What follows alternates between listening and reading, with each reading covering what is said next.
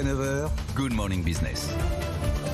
Il est 7h19. On ne pouvait sans doute pas rêver d'un plus beau cadeau de Noël pour les scientifiques, mais pour l'humanité. Et nous sommes avec Xavier Pascaud, directeur de la Fondation pour la recherche stratégique. Bonjour. Bonjour. Évidemment, on va parler du lancement demain depuis Kourou en Guyane avec un lanceur européen, d'un télescope, bon, très américain quand même, James Webb, un télescope qui va révolutionner l'astronomie, notre connaissance de l'univers, de ses origines, puisque on va l'envoyer à 1,5 million de kilomètres, c'est presque 4 fois la distance de la Terre à la Lune, et il va faire tellement mieux qu'Hubble, qui nous a déjà rendu tellement de services. Xavier Pascaud, c'est un enjeu scientifique colossal demain.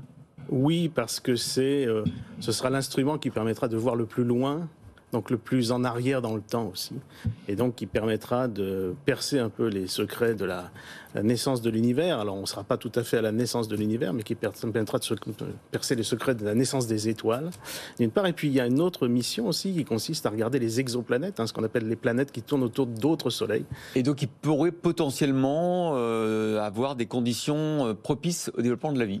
Voilà. Alors, on ne saurait pas y aller encore avec les technologies qui existent, parce que ça se compte en années-lumière, évidemment.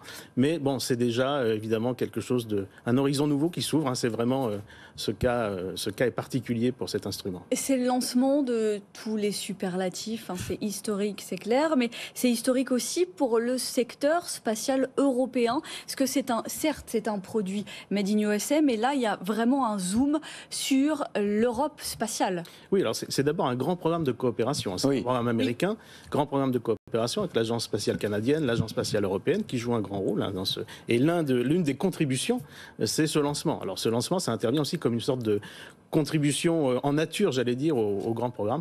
Évidemment, les enjeux sont très très élevés. Oui, parce que évidemment, Ariane 5 est on touche du bois, on a tellement envie que ça réussisse demain, est un très bon lanceur. D'ailleurs, il a été choisi par les Américains justement pour sa fiabilité. Il y a eu des débats au Congrès américain à un moment donné sur dire mais pourquoi avoir pris un lanceur européen.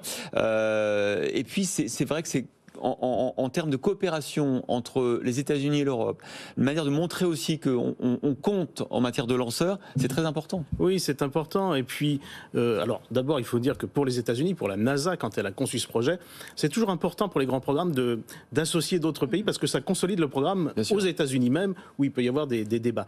Et donc, le fait qu'on ait choisi Ariane 5, c'est une marque de confiance pour un lanceur qui est effectivement extrêmement fiable, qui a aussi la capacité d'emport. Ariane 5, c'est un gros lanceur. Un gros lanceur, oui. Et le télescope, il rentre tout juste, il est plié et replié. Il fait quoi, 6500 kilos ? Voilà, c'est ça, il fait 6 tonnes 5, mais on est à quelques millimètres des bords de la coiffe. Donc il faut que tout ça rentre, j'allais dire, c'est vraiment très très... Et puis il y a la fiabilité d'Ariane 5, on croise les doigts, évidemment. Mais c'est pour l'Europe une grande réussite, en fait, de coopération. D'ailleurs, l'Europe participe à la construction d'instruments. Il y a 4 instruments sur ce télescope, l'un a été fait par l'Europe.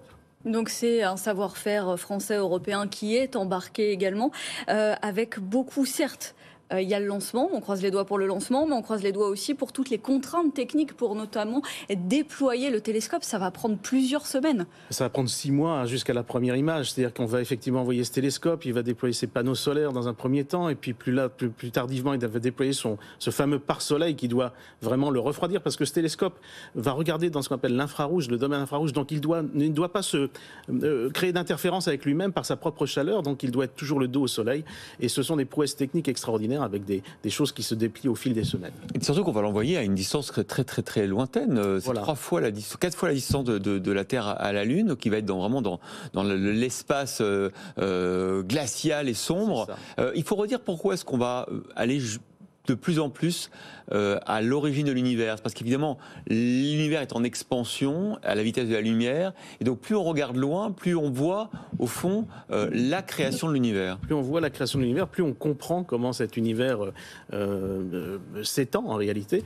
Il y a aussi tout l'enjeu de la matière noire, ce qu'on appelle cette matière qu'on cherche. Et donc, on a besoin d'avoir des données de plus en plus fines sur des passés de plus en plus lointains pour comprendre comment tout ça s'est agencé. Et là, pour le coup, James Webb va être un instrument unique. technique. On va avoir des images aussi incroyables, ça sera très technique. Alors ce seront des images infrarouges, hein. On ne sera pas dans le domaine optique comme Hubble a pu faire Comme des Hubble, très belles photos qu'on a tous vues dans des calendriers même. Là, ce ne sera pas tout à fait la même chose. Il y a des très très belles images infrarouges, mais ce seront surtout des images à vocation d'études scientifiques. Et bien justement, on pourra commencer à exploiter à partir de quel moment?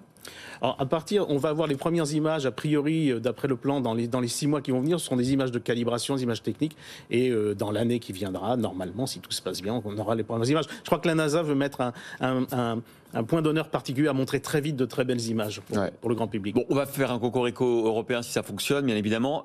Est-ce que si on est réaliste sur l'avenir des lanceurs, l'avenir de l'industrie spatiale européenne, avec ces avancées considérables des Américains, grâce notamment à SpaceX, grâce aux fonds privés, à la relance de la conquête spatiale américaine, on est dans la course, l'Europe, ou pas ?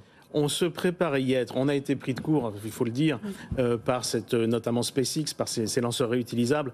Ce qu'on sait aujourd'hui, c'est que l'espace, on va l'habiter différemment demain d'aujourd'hui. On va être beaucoup plus dans l'infrastructure. Il va falloir beaucoup de transport spatial.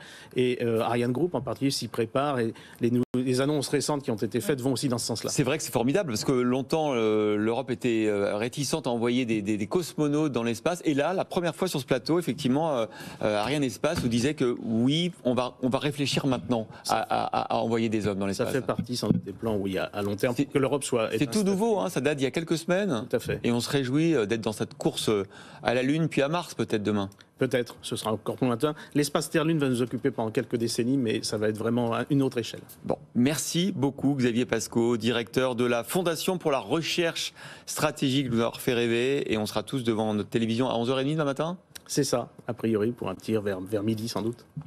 Merci.